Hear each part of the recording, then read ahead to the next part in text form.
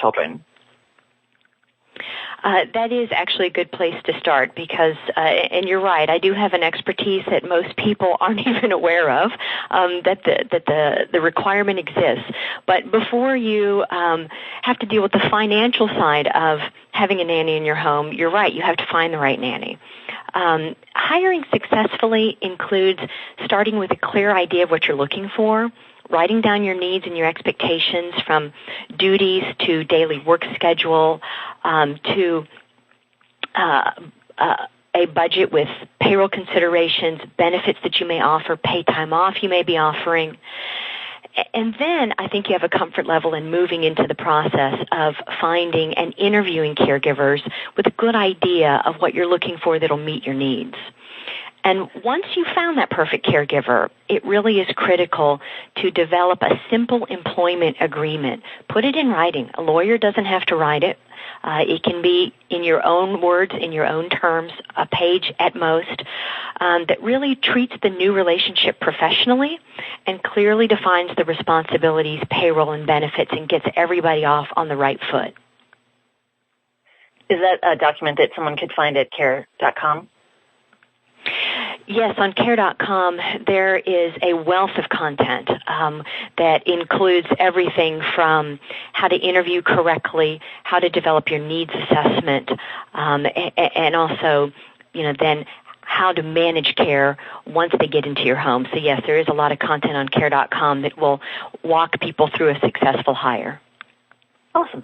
So now everything you just described is basically an employee. So you have a household employee. Can you say a little bit about what that exactly means from a tax standpoint or any sort of other responsibilities that a parent would have for that arrangement?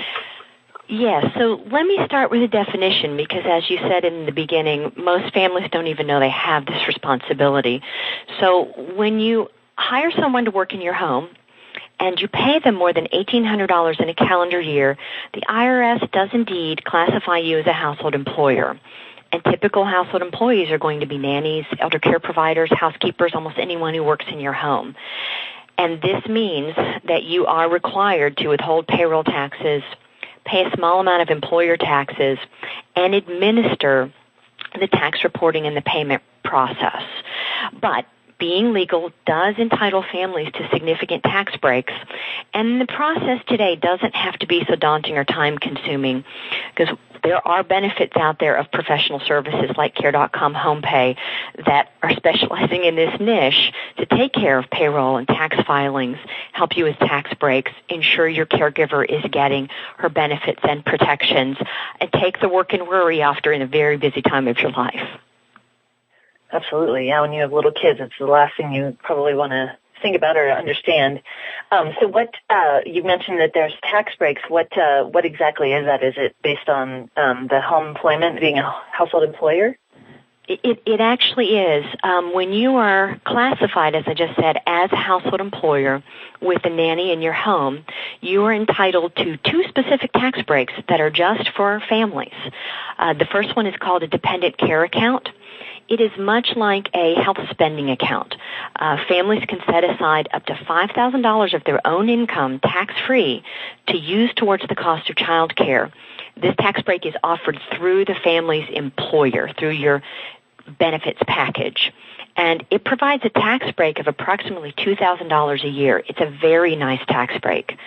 The second tax break is called the Child and Dependent Care Tax Credit, big long term. And families without access to the dependent care account will take advantage of this tax credit, and they take it annually with their 1040, their federal income tax return. If you have one child, you'll have a $600 tax savings. If you have two or more children, you'll have a $1,200 tax savings. So clearly the dependent care account is the better tax break, so you should check with your corporation that you work for as a family to see if this is offered, and most typically it is. Fantastic. Now, does this also apply in an arrangement such as an au pair, or is this only nanny? It's only nanny. The au pair program is actually called a cultural exchange, and it is a 1 or 2 year duration, and it is an international program. And with the exception of income taxes, au pairs and the families that they work for are exempt from all tax responsibilities. Oh, good. That's an interesting distinction. Thank you. And so how does this employee-employer relationship sort of elevate the profession of caregivers? You know, that is an excellent question. Obviously, I'm in the business, but I feel that when a family pays their caregiver legally, it is the backbone of professionalism and fair treatment, but there are benefits that come with that professionalism. For the family, we talked about the tax breaks, which most people don't know exist, and it really allows the process to be very affordable. It's not overly expensive because of the tax breaks. But a family's getting peace of mind. They're eliminating possible time-consuming mistakes and treating their nanny right. The nanny's the real winner. She's going to be building retirement benefits through Social Security and Medicare. Unemployment benefits are available if she finds herself between jobs. And most importantly, she's building a credit history that's critical for just functioning financially in our society, obtaining a car loan, student loan, home loan, health insurance, etc. Oh, yeah, that's, again, something that I think people probably don't think about a lot. Well, thank you so much, Stephanie. Is there a place to get more information about all the things that we just discussed? There is. Visiting our website at care.com/homepay has a wealth of education. We are very committed to content since we know this is a topic that most people don't know about. And you also can gain access to our consultants who can talk to you live to guide and answer any questions you may have. Fantastic. This is extremely helpful. Thank you so much for your time this morning. Thank you for having me. Bye now.